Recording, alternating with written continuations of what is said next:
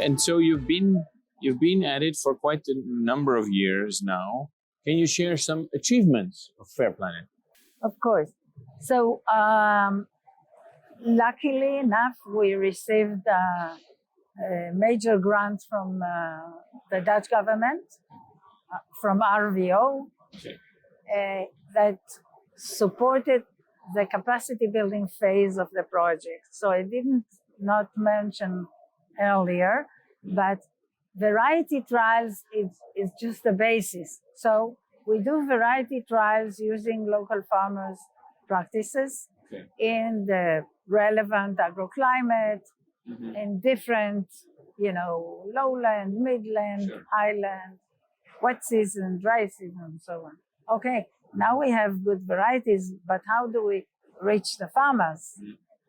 And luckily, the government of Netherlands granted us a subsidy to complement the budget. We were supported already by the seed companies, the partner seed companies. Meanwhile, others joined.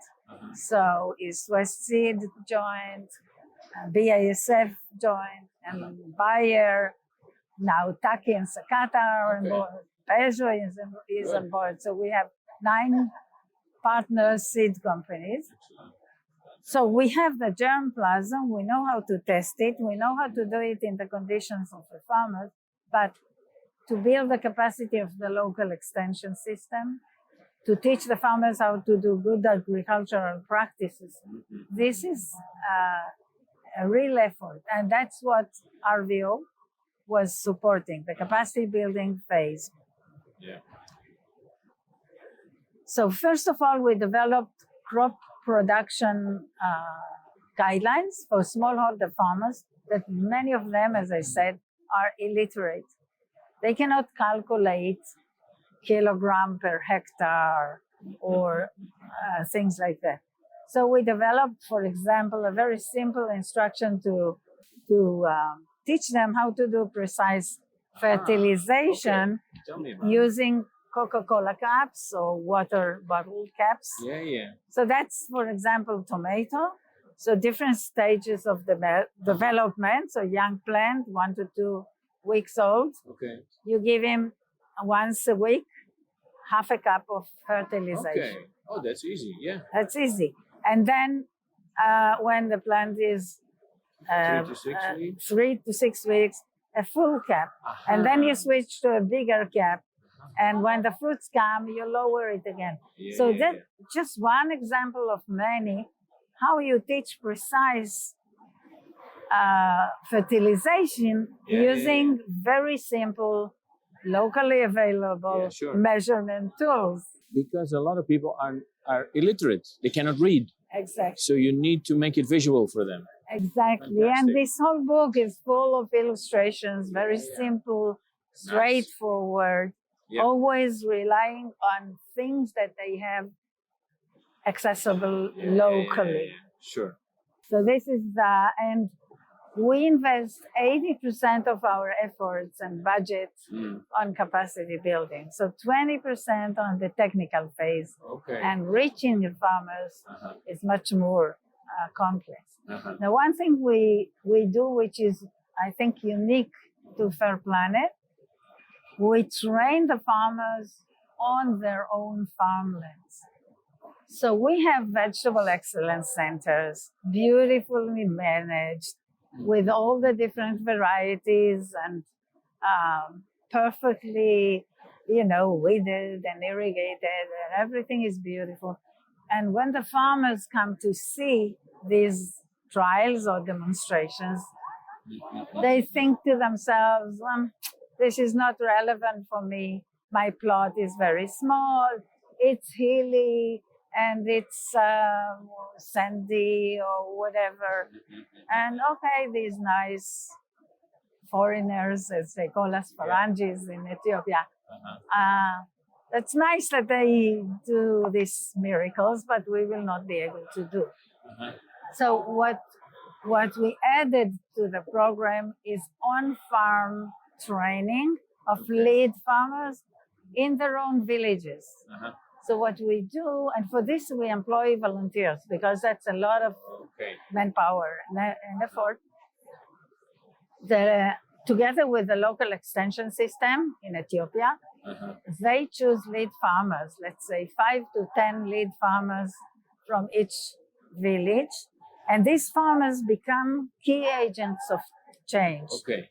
Our teams, together with the local development agent paid by the Ministry of Agriculture, so he or she are there to stay. We have a team. Actually, I have a picture. Oh, This is a typical team. So she's a development agent from the Bureau of Agriculture. This is our volunteer, and these are 2 lead farmers, neighbors to each other, and we visit them on their own farm. And we touch the soil together with them, and we turn the leaves to identify pests and diseases. And we actually mentor them to make sure they succeed. Now, the only gift they get, it's not even a gift. We give them a sample of seeds or seedlings for 1,000 square meters. Because this is a practice in the seed industry. I live in a kibbutz in Israel. We grow carrots. And when there is a new variety coming from one of the seed partners, they would give the grower a sample of a new variety. And if it's better than the old one, then you switch to the new variety. So we look at the farmers in Ethiopia the same way, or in Africa the same way. We give them a sample. And when they succeed, not only they trust themselves and buy the seeds for the next season, their neighbors see not only the agronomic success, but the economic success of these farmers, and they start to copy and to practice the same improved farming practices.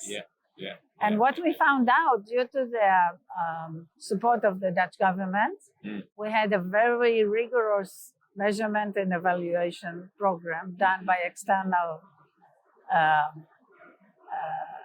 by the Hebrew University researcher.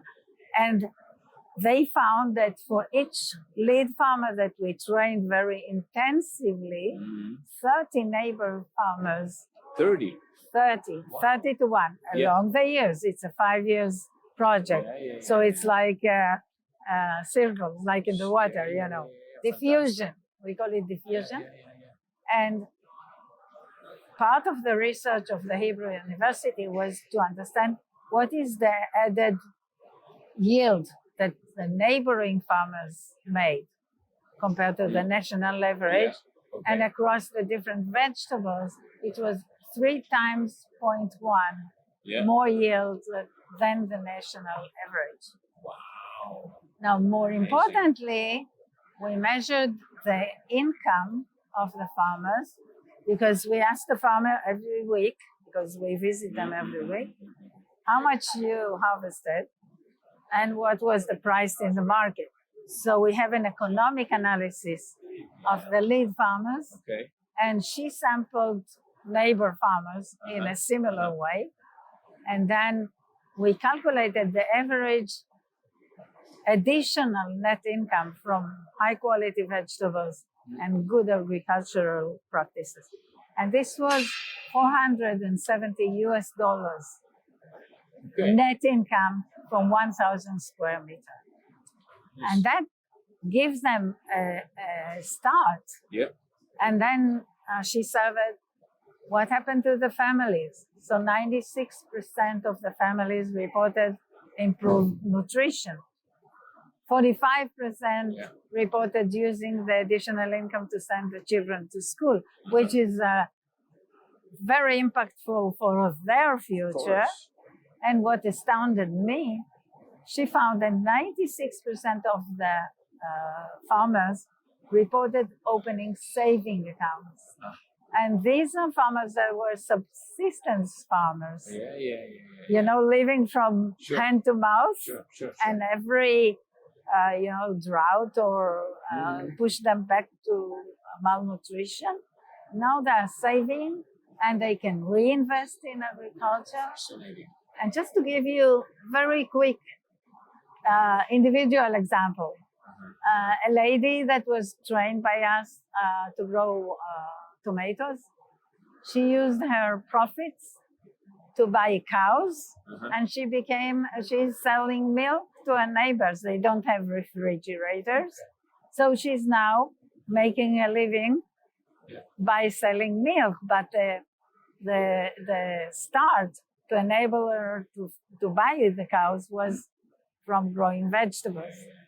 Another guy in East Ethiopia, he saved money from tomatoes, more money, and he bought a tractor and he's now renting it out to his neighbor for $25 per hour, which is more than I pay in my kibbutz. Yeah.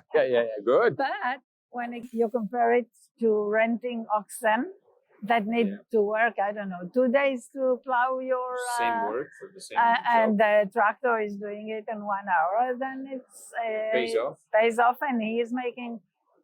he's developing economically. You know, it doesn't need us anymore. Amazing. Wow, very nice.